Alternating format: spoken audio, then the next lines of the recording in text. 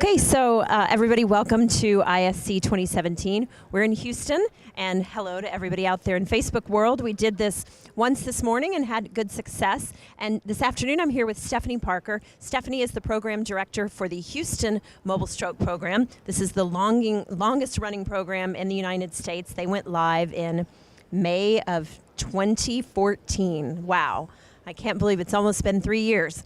So some folks have submitted questions for you, and then we might get some questions from our Facebook audience as well. So why don't you just tell us a little bit about yourself and the program quickly, and then we'll launch into our questions. Oh, don't put me on the spot or anything. So I've been a nurse for 18 years, moving through bedside ICU and ED. I went over to academics for acute stroke research, trying to speed up the times at a hospital here in Houston to make try to get the stroke times faster. Dr. Grotto approached me 4 years ago, said, "I'll raise the money. You think you can do it?" I was like, of course we'll try. So here we are.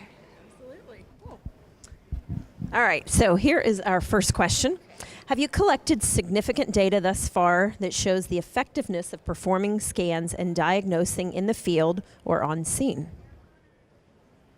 Showing the effectiveness of performing and diagnosing in the field. I mean, well, we're collecting data. Effectiveness of patient outcomes, that's one of our goals, is to show patient outcomes. The effectiveness of, does the CT scan work out in the field while we're sitting there scanning a patient? Okay. So our goal, our project is we randomize control trial to show patients have better outcomes using the mobile stroke unit process than standard management. So we're following these patients. Once we treat them on scene, we'll follow them out for a year to measure outcomes, to see how they're doing, measure health utilization. So we're following them, and we're hoping to enroll about 1,000 TPA patients. In comparison to the patients that we treat on standard management that HFD brings into the hospitals. So, and then do you have any preliminary data that you can share on what's it been thus far for the first few years? Have you seen any differences, or is that still kind of wait for the study to come out? Yeah. So we have to wait for the study to come out so that we can show a statistical significance. The effectiveness, does the CT scanner work on scene, and is it, in all of the comprehensive ICUs, we have these Ceratom scanners in our ICUs. From our experience in the ICU, and I have other nurses here that can vouch for it, this scanner works very well compared to, and there's very little downtime in comparison to the Ceratom that's on our ICUs. Little downtime. We also have one CT tech that takes care of the scanner and all of the QA QC. We've only had a few technical issues, and actually that's identifying, while we've been going the last 3 years, we've identified the preventative maintenance that actually needs to be done in addition to the regular Ceratom QA QC at the hospitals. We have a few extra things being out in the field that have to be done as well. Did I answer that? Absolutely. All right, let's see the next one. Okay, since the stroke unit has been in service in Houston, what has been the most surprising finding from observing outcomes? And where can I find more data you've collected from this study? So what's the most surprising thing getting out in the field? What do you think? Oh, most surprising thing. I think, I don't think the first responders get enough credit for actually assessing the stroke patients. I think they do a fantastic job of identifying stroke versus a lot of the other mimics that we have. I really feel like most of the credit is due for the first responders and the medics identifying which patients that we should respond to and which patients we shouldn't. So I think actually if a lot of clinicians even just look in, they would be definitely surprised at their assessment skills. Okay. So, and data, I'll reinforce that. Data, we're still collecting data, and it's, we don't release research data until it's compiled and cleaned, so. Okay, this one, and this is one of these acronyms I don't know. Hopefully you know it. DNT. How do you calculate? Door to needle. Oh, door to needle. Do Okay, I knew that. DTN, yeah. DTN. Oh, okay. Door needle. Okay. How do you calculate door to needle for the MSU because you're not going into a hospital? And how did you work with the county or state EMS agency to get into their system? So first, we'll talk about how you calculate that door to needle, and then we can go into working with the state and the local EMS agency. So I'm going to brag. So we are the first negative door to needle time. This is not a door. So we are the negative door to needle time. We are actually placed in the unit. It's alarm to treatment time on this unit because we are pre-hospital. So we don't have a door. So it's actually, we calculate 911 call to needle or drug time. What are you have some averages on that? It varies depending on when the patient calls 911. So if the patient calls 911 right away, and that's actually what we're looking at, right? The faster we get treatment from the symptom onset, the better the patients do, right? Or with the mobile stroke unit versus a hospital. How about once you get on scene? I know you've got some data on once you get on scene to when you're pushing IV TPA or some of the other medications. So our average on scene time from the time we put it in park to the time we drive away, and that's assessing the patient, doing IVs, CT scan, and if we need to do labs, great, and starting the drug is 21 minutes. So it's great compared to your regular EMS usually has an average on scene of about 12 to 15 or even 17 minutes. So you're 21 minutes on the scene. What about from when you get there? Because there's some stuff that you do after you push the drug. So how long to when you're actually pushing? So from when we put them in the unit to the time we push the drug is about 12 to 15 minutes. And right after we start the drug, we'll leave scene. So it's about 2 minutes. So. And then the second part of that question is, how did you work with the county or state EMS agency to get into their system? And we could probably have, I'm sure, an hour-long broadcast just on that. So maybe a full day on that, right? So maybe a couple of highlights that, things that you learned that other folks might benefit from. The biggest word for this is collaboration. So big word, collaboration. Knowing that this patient that your goal is to get and treat is everyone's patient. So they call 911, the first responders, they're calling them, and you're going out and you're working with them. So the goal is patient outcomes, better patient outcomes, and not a marketing. So you're out there increasing patient outcomes, working with the community that is also trying to help the patient increase their outcomes as well. So work together, communicate, collaborate. Okay, so this one is population size and square mile coverage of the MSU response. And then what about a 911? Is the Houston Mobile Stroke Unit a 911 initial response based? And if yes, for false, do you continue transporting or do you call another unit? So first, kind of how many folks do you care for, square mileage, and then what happens? So we're initially, Houston is 4.8 million just population-wise. We have an extra million people that come in Monday through Friday. We cover, initially we're dispatched across a 10-mile radius, but we can be dispatched across the entire city. So 865 square miles is the city of Houston.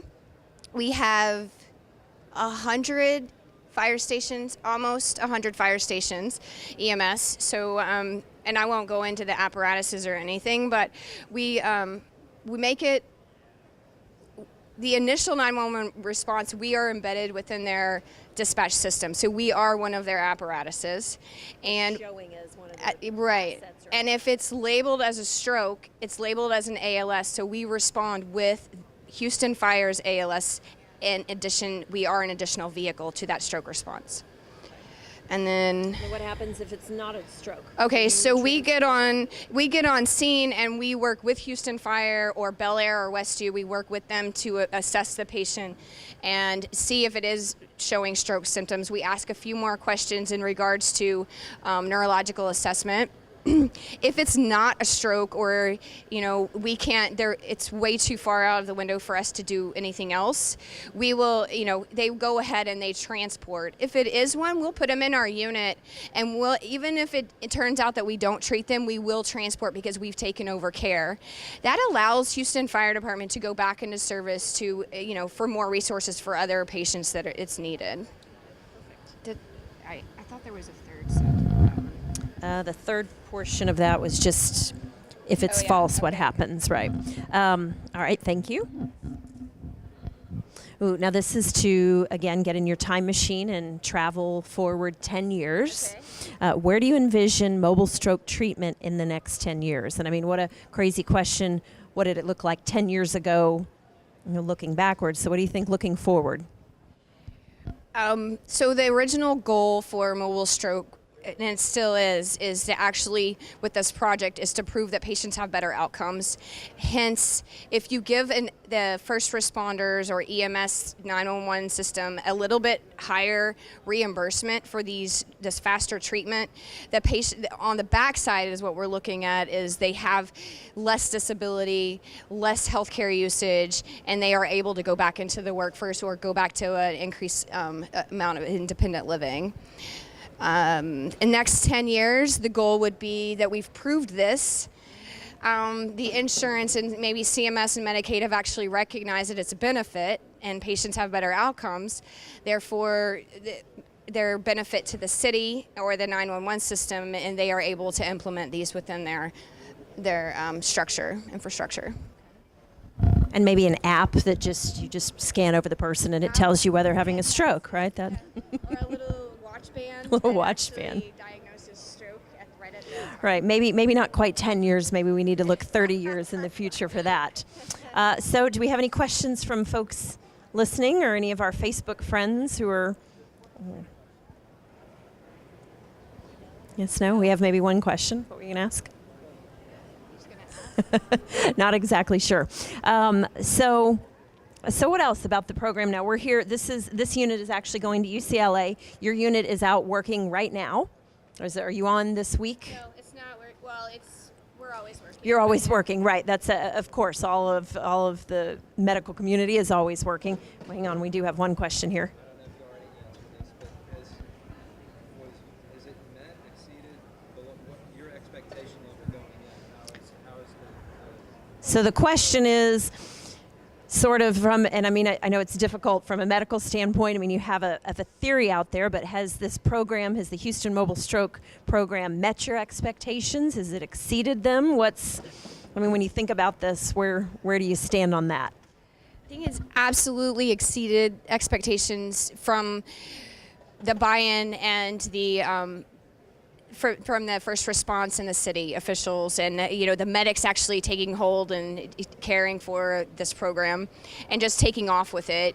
At first, it's kind of a struggle when you begin a program because they want to see that you're actually going to do what you say you're going to do, and once they see it, and actually they're seeing outcomes in the field, it's a word of mouth. Your calls increase, your patients are increasing, therefore you see more patients and you see these outcomes coming out. So I think it's really been a great adoption of the, and then the word of mouth goes across the country and everybody's seeing it. So I think it's been great, actually exceeding expectations. I know we were at a luncheon, and it seems to be, very gratifying, like you said, not only for your mobile stroke team, but for the paramedics around the city. They're really seeing it. What about in the community? So the city of Houston, that's one of those things that folks struggle with, how to train just the regular population to recognize strokes. Have you seen any effect yet of our city doing a better job at all, or maybe first responders knowing more? What do you think? I don't think you will really see it from the population, but you definitely see it from the first responders. Even when you're on a call, when we're there teaching them, hey, this is a larger vessel occlusion, and this is why. We're teaching them what to look for, even the smaller signs of this is why it's not a stroke, this is why it may be a mimic or a Bell's palsy, and it is really taking hold, and they're learning a lot. And hence we can see that now even more, because they'll get on the radio and say, hey, you guys, this is not a stroke. This is, something specific. And we're like, oh, it's catching on. The training is great. But yeah, they really take ownership of the assessment skills. What about some of the patients? I know you're following up with them. How have you seen it impact them, their lives, their families? I know that's the part that's, well, we're not going to try to make anyone cry. But what's been kind of most surprising thing on that end of it versus maybe when you're doing it in the hospital versus what you're seeing in a mobile outcome? I think for any healthcare worker, when you, especially in heart attack, cardiac and neuro, you're in trauma, you're always seeing the families and the patients in crisis mode. You don't plan on having a stroke, you don't plan on having a heart attack, but when you try, you know that you're getting to them faster, or you're taking them to a facility that can actually give them even more therapies to increase their outcomes. There's no words to say how when they go home at day 10 walking instead of going to a nursing home. We have an 81-year-old, and she's on our Facebook too, but that patient would not have made it if we weren't there to actually say, no, we're going to TPA her, but we're going to take her straight to the endovascular suite. And 2 weeks later, she was at home, and it was Thanksgiving, and she made her family's Thanksgiving dinner.